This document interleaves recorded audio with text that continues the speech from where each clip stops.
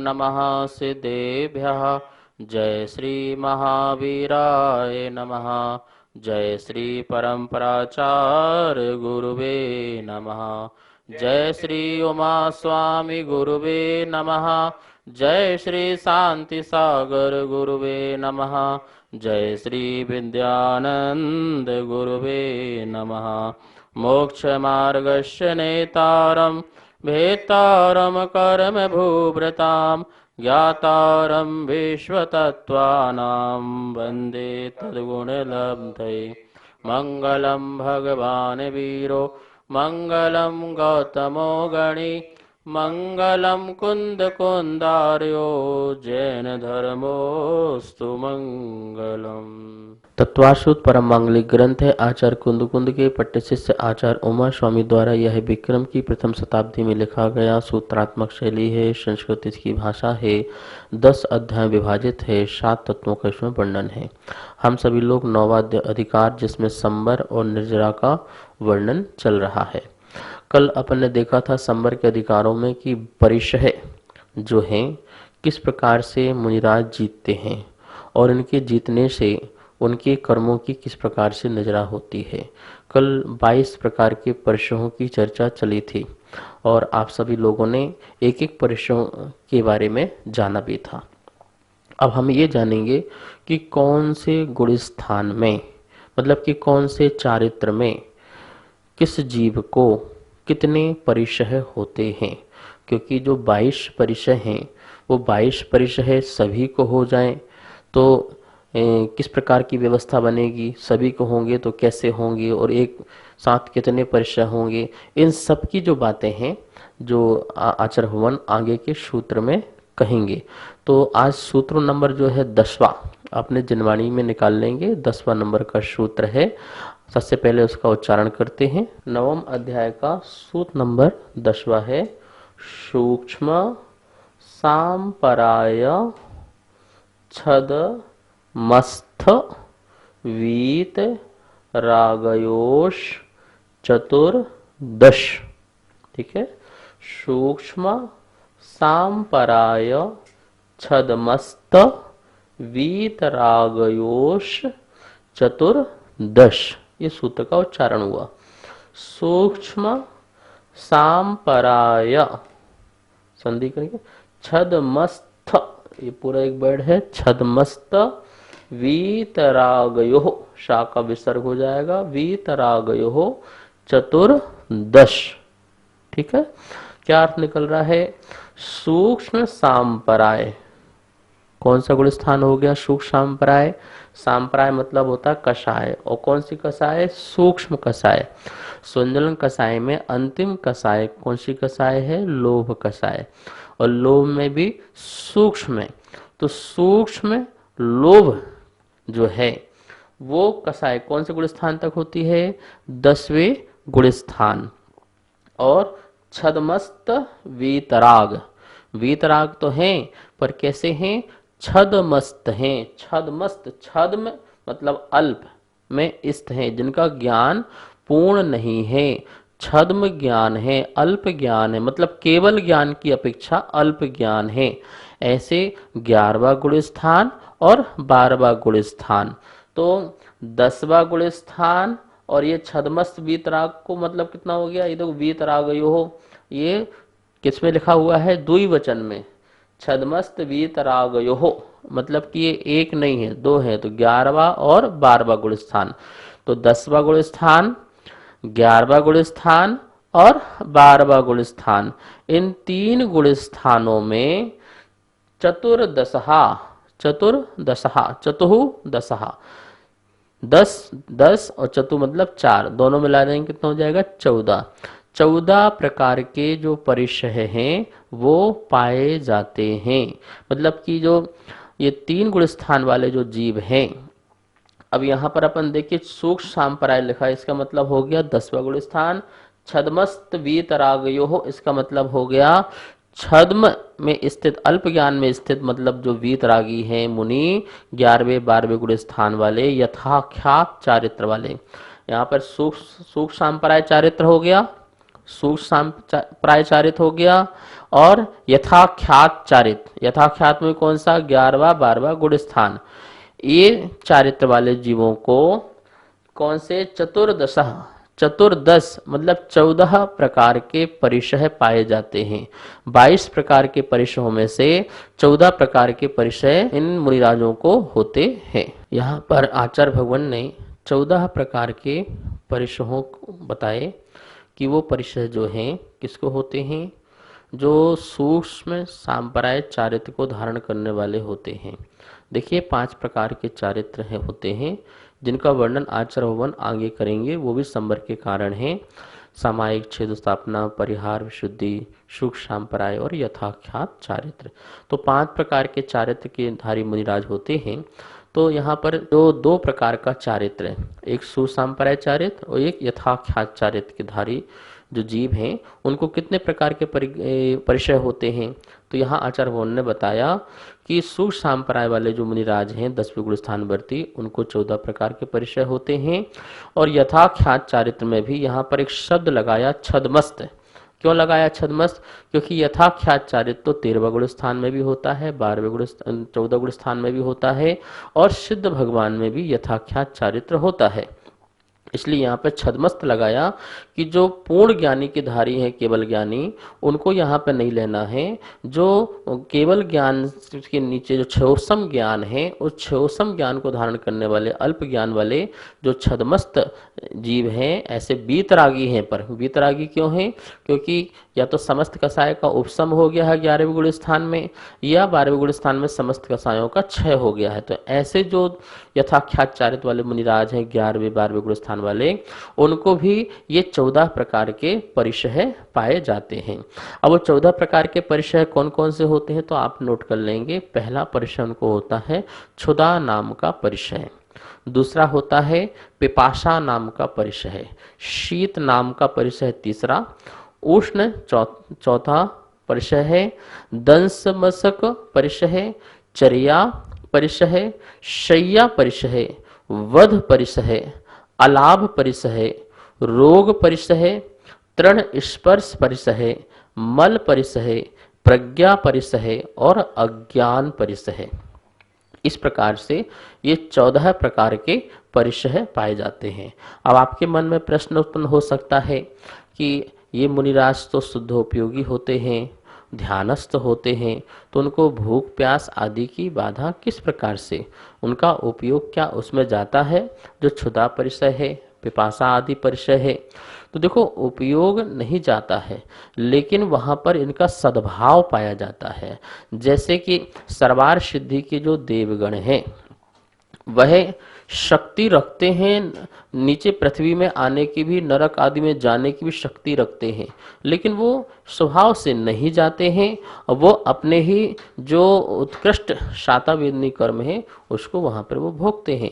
तो ऐसा नहीं उनको अशाता का उदय नहीं है, अशाता का उदय उनको भी है, लेकिन वो अशाता का वेदन नहीं है, क्योंकि वो इस प्रकार से उसमें ही उत्कृष्ट शाता वेदनी में ही क्या मग्न रहते हैं।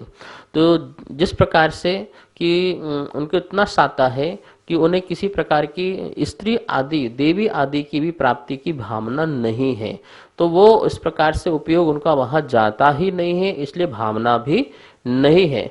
ऐसे ही महामुनिराज जो हैं वो 14 प्रकार के परिचय वाले जो मुनिराज, चूंकि यहाँ पर जो है बात अपन को समझना है, वेदनी कर्म का सद्भाव पाया जाता है, इसलिए यहाँ वेदनी कर्म संबंधी और ज्ञानावर्णी कर्म में अभी यहाँ पर जो कर्म हैं क्षय नहीं हुए हैं। ज्ञानावर्णी कर्म भी क्षय नहीं हुए हैं, दर्शनावर्णी कर्म भी क्षय नहीं हुए हैं, अंतराय कर्म भी क्षय नहीं हुए हैं, और वेदनी कर्म का भी क्षय नहीं हुआ है, और 10वें गुण स्थान में तो सूक्ष्म लोभ भी पाया जा रहा है।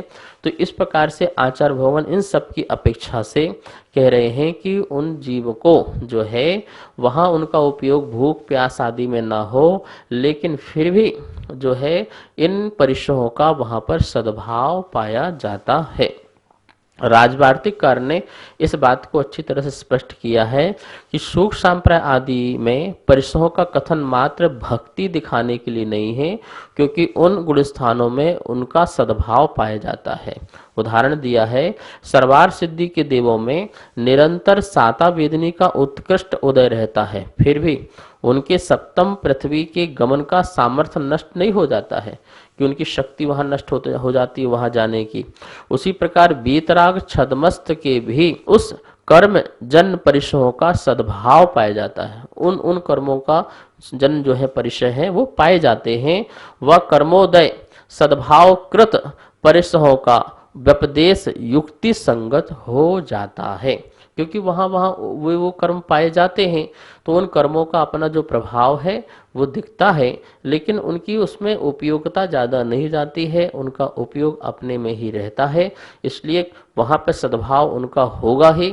मात्र भक्ति मात्र के लिए कह दिया हो ऐसा नहीं है, वास्तव में ही 14 प्रकार के परिचय उन मुनिराजों के भी पाए जाते हैं। अब केवली भगवान जो हैं उनको कितने परिचय पाए जाते हैं, क्योंकि हमने तो बता दिया 10वां गुण स्थान, 11वां और 12वां।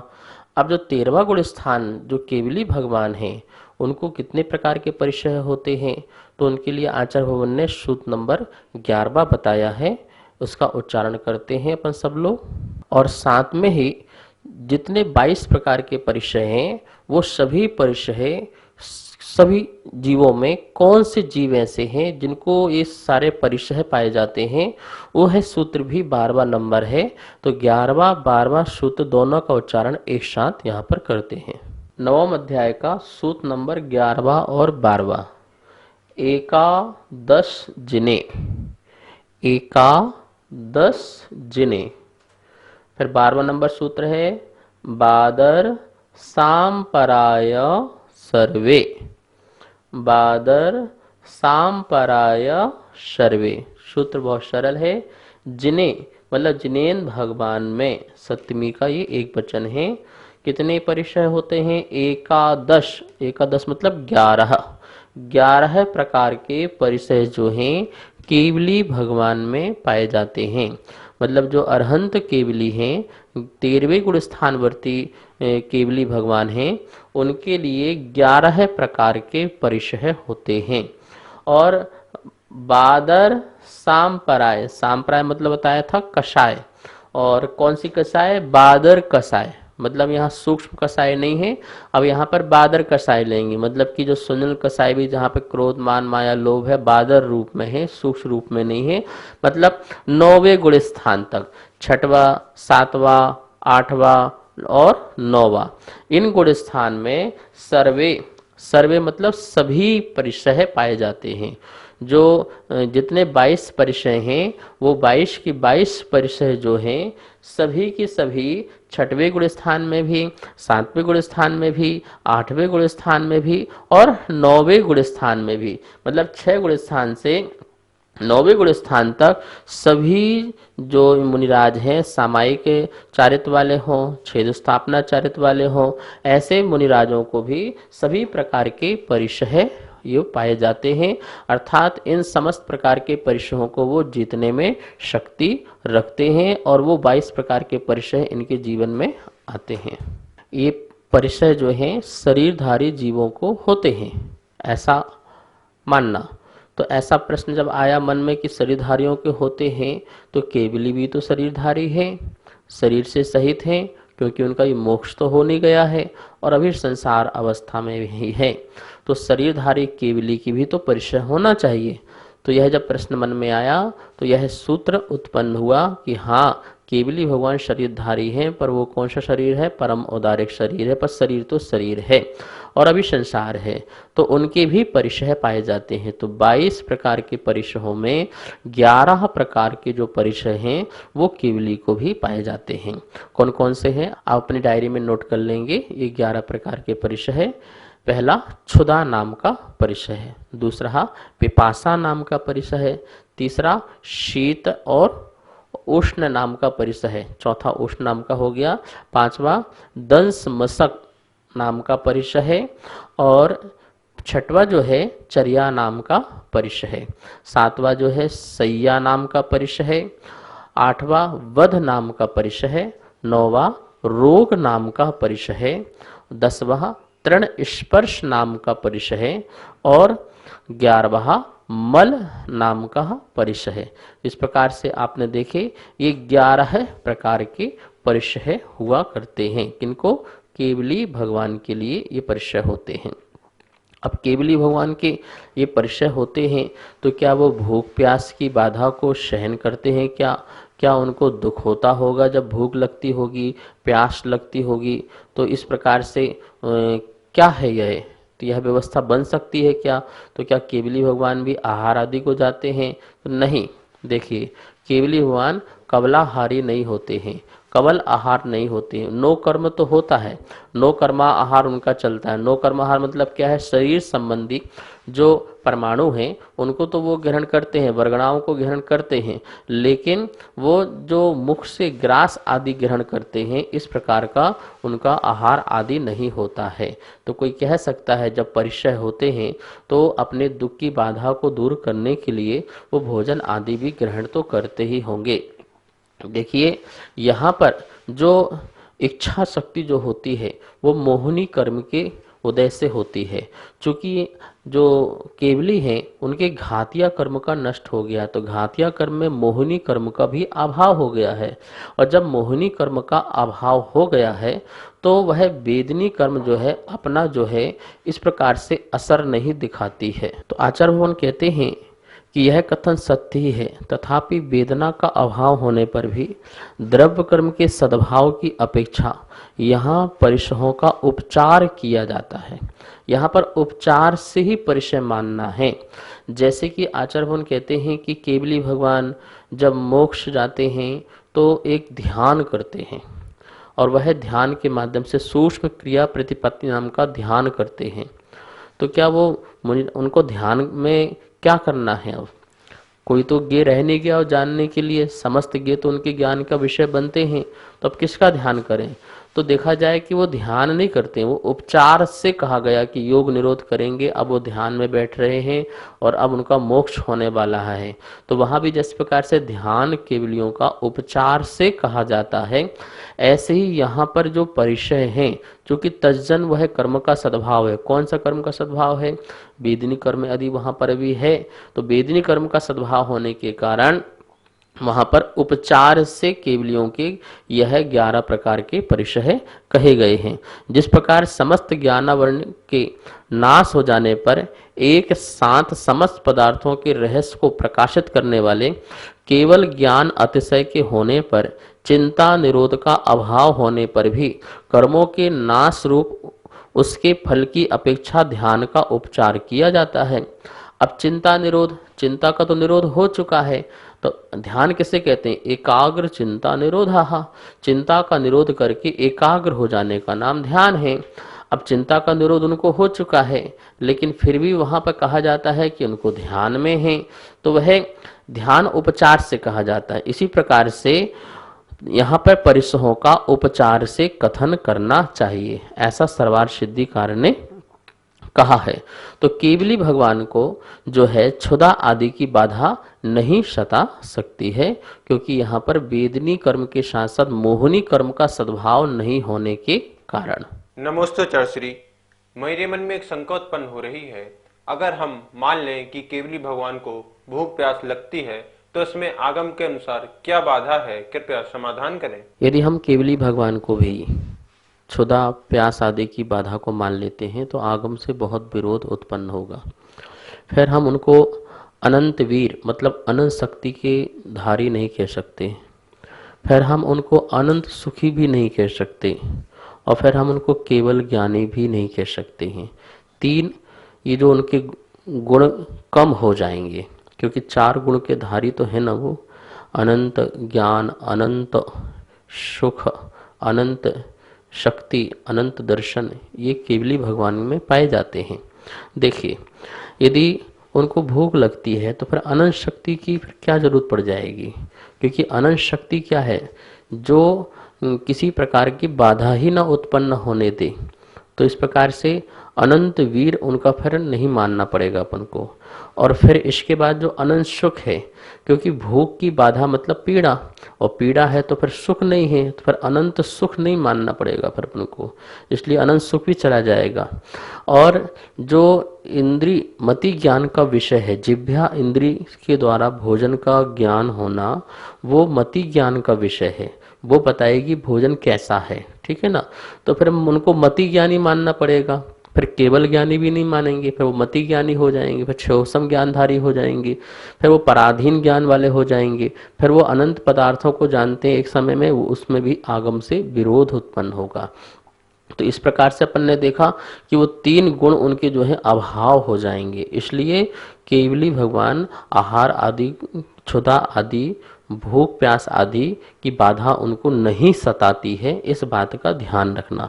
सिर्फ वेदनी कर्म का वहाँ पर सद्भाव पाया गया है, तो इसका ये मतलब नहीं कि वो भूख प्यास उनको तीव्र लगती है, वो दुख होता है, उसको दुख का निवारण करने के लिए वो भोजन अन्न आदि ग्रहण करते हैं, ऐसा नहीं है, ठीक है ना। और भी बात देखिए, केवली के असाता वेदनी की उदय की अपेक्षा साता वेदनी का उदय अनंत गुणा है, अनंत गुणा है। साता वेदनी का तो अनंत गुणा है, और बहुत अल्प मात्र में असाता वेदनी का उदय है, नगण्य रूप में। मतलब कि जो सरोवर जैसे कि पूरा सागर अमृत का हो, अमृत का सागर हो, और उसमें एक कणिका मात्र जो है वो विष की हो, तो वह विष जो है अपना कार्य नहीं दिखा सकता, अपना फल नहीं दिखा सकता वहां पर, किसमें, उस अमृत के समुद्र में। तो ऐसे ही समुद्र बराबर जो है अमृत अर्थात साता वेदनी, और असाता एक कणिका, तो वह अपना असर नहीं दिखाती है। आचार्य ने उदाहरण भी दिया है कि जैसे प्रमत्त संयत जो मुनिराज हैं, उनके वेद कर्म का उदय पाया जाता है, फिर भी वह अपने संयम के इतने सम्मुख होते हैं कि स्त्री परिसह जय है जो उसको जीत लेते हैं, मतलब स्त्री परिसह उनको बाधा नहीं पहुंचाती है। देवों में भी जो अहिमिंद्र है, जिनकी देवियां नहीं होती है, वेद कर्म का उनका भी उदय है, लेकिन वहां पर मोह इतना मंद उदय है, इतना मंद उदय है मोह का, कि जिसके कारण वह इस प्रकार का वेद का भाव नहीं लाते हैं। जैसे मुनिराज का मोह का जो उदय है वह मंद है, इतना मंद है कि वह वेद कर्म उनको सताता नहीं है, और स्त्री आदि परिसय जो है उनको फिर सताते नहीं है, अर्थात उसको आसानी से वो जीत लेते हैं। तो इस प्रकार से अनेकों आपको देखेंगे कि यदि हम केवली भगवान को यदि आहार आदि मानते हैं तो कितनी सारी बाधाएं यहाँ पर उत्पन्न हो जाएंगी। तो केवली भगवान के मोहिनी कर्म का जो है बिल्कुल अत्यंत अभाव हो गया, अत्यंत अभाव हो गया है, अर्थात एक कण भी मोहिनी कर्म नहीं है, जिसके कारण वेदनी कर्म का, असाता वेदनी कर्म का बहुत नगण्य उदय जो चल रहा है वो अपना असर नहीं दिखा पाता है। और केवली भगवान अनंत ज्ञान, अनंत दर्शन, अनंत सुख, अनंत वीर शक्ति आदि के धारी हैं, यह प्रमाण है। इसलिए कोई यदि कहता है कि केवली भगवान को भूख लगी, गणगढ़ से कहा कि जाओ मुझे भोजन लेके आओ, मेरे लिए गुठली लेके आओ, तो ये बात बिल्कुल 100% असत्य है, आगम विरुद्ध है, ठीक है ना। तो एकादश जिने ये 11 प्रकार के परिचय पाए जाते हैं, इसका मतलब ये नहीं कि ये होते हैं, ये उपचार मात्र से, क्योंकि वहां पर वेदनी कर्म का सद्भाव है, इसलिए आचार्य भगवान ने उसको उपचार मात्र से वहां पर ये 11 प्रकार के परिचय केवलियों को कहे। यह 12वां नंबर का सूत्र है, जहां पर बताया है कि सर्वे सभी प्रकार के परिचय पाए जाते हैं, किसको, बादर सांप्राय। तो यहाँ बादर सांप्राय का अर्थ को ये न ले कि मात्र 9वां गुण स्थान, सूख सांप्राय तो 10वां गुण स्थान हो गया, और बादर संप्राय मात्र 9वां गुण स्थान हो गया, तो ऐसा नहीं है। प्रमत्त आदि से लेकर के 9वें गुण स्थान तक जो हैं वो सभी बादर सांप्राय गुण स्थान कहलाते हैं। प्रमत्त संयत मुनिराज 6ठम गुण स्थान वर्ती हैं, अप्रमत्त संयत मुनिराज जो हैं वो 7ठम गुण स्थान वर्ती हैं, अपूर्व करण गुण स्थानवर्ती मुनिराज जो है वो 8वें गुण स्थान वर्ती हैं, अनिवर्तीकरण संयत मुनिराज जो हैं वो 9वें गुण स्थान वाले हैं, और बादर सांप्राय भी इसी को कहते हैं, कौन को, 6वें 7वें 8वें और 9वें, ठीक है ना। इन में जो सामायिक चारित्र और छेदोस्थापना चारित्र, दो प्रकार का चारित्र मुनिराज को पाया जाता है। और इस चारित्र के धारी जो मुनिराज हैं उनके लिए कितने प्रकार के परिचय हो सकते हैं? तो 22 प्रकार के पूरे परिचय जो हैं उनको पाए जाते हैं, क्योंकि तज्जन जो है कर्म जो है उनका सद्भाव यहाँ पर पाया जाता है। तज्जन कर्म का सद्भाव पाने के कारण उनको 22 प्रकार के परिचय यहाँ पर आचार्य भगवान ने इस सूत्र के माध्यम से कहे। तो किस चारित्र में कितने परिचय होते हैं? तो सामायिक चारित्र और छेदोस्थापना चारित्र एवं परिहार विशुद्धि संयम, एक चारित्र और ले लेना, परिहार विशुद्धि संयम, 5 प्रकार के चारित्र में। तो क्योंकि ये परिहार विशुद्धि संयम भी इसमें अपन को ग्रहण करना है। इन प्रत्येक में सब में कितने सारे जो परिचय हैं वो पाए जा सकते हैं, सामायिक में भी, छेदस्थापना में भी और परिहार विशुद्धि संयम में भी। ये संयम, ये चारित्र किसे कहते हैं? तो इनकी परिभाषा के लिए आगे सूत्र आएंगे जब चारित्र की बात चलेगी, ठीक है ना। अभी तो आप इनके नाम याद रखिए बस कि इन चारित्र में इतने इतने प्रकार के परिचय पाए जाते हैं। तो इस प्रकार से यहाँ तक के सूत्र में आचार्य भगवान ने 6वें गुण स्थान से लेकर के 13वें गुण स्थान तक जो संयत हैं उनके लिए कितने कितने प्रकार के परिचय होते हैं उनका यहाँ पर नाम गिनाए गए हैं, ठीक है ना। आगे के सूत्र में आचार्य भगवान ये बताएंगे कि ये परिचय किस किस कर्म के उदय से होते हैं, मतलब वहां पर उस कर्म का उदय होना चाहिए, वह कर्म का सद्भाव होना चाहिए जिसके कारण ये परिचय पाए जाते हैं। इस प्रकार से यहाँ पर सूत्रों में हमने अभी तक परिचयों की बात जानी, आगे किस कर्म से होते हैं इसके बारे में जानेंगे। आज स्वाध्याय संपन्न करते हैं। आइए माँ जनवाणी की स्तुति करते हैं। जावाणी के ज्ञान से सूझे लोकालोक, शोवाणी मस्तक धरू सदा दे तुहों धोग। हे जनवाणी भारती तो ही जपो दिन रेन, जो तेरी शरणा धरे सो पावे सुख चैन। आशीर्वाद। सभी को सादर जय जिनेन्द्र। आप सभी के सहयोग से 6ठे अध्याय की पुस्तकें छप के आ चुकी हैं तथा जो भी महानुभाव 7वें अध्याय की पुस्तक छपवाने में अपना सहयोग देना चाहते हैं, इसके अलावा जो भी स्वाध्याय प्रेमी जैन पाठशाला में पुण्यार्जक बनने का सौभाग्य प्राप्त करना चाहते हैं, वह नीचे दिए गए मेरे नंबर पे संपर्क करें। मैं आरती जैन, जय जिनेन्द्र।